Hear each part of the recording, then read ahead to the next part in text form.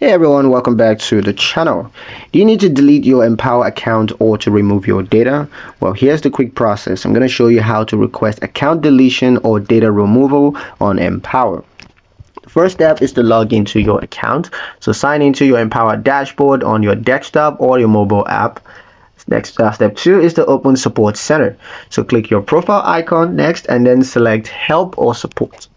Next is the submit request. Now search for delete accounts or for data removal and then select the support article, click submit request.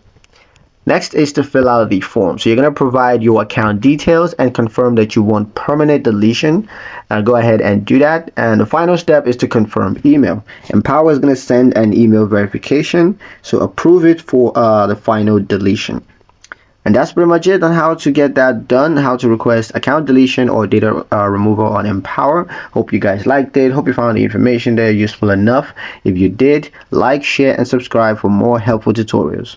Thank you guys for watching, and I'll see you in the next one.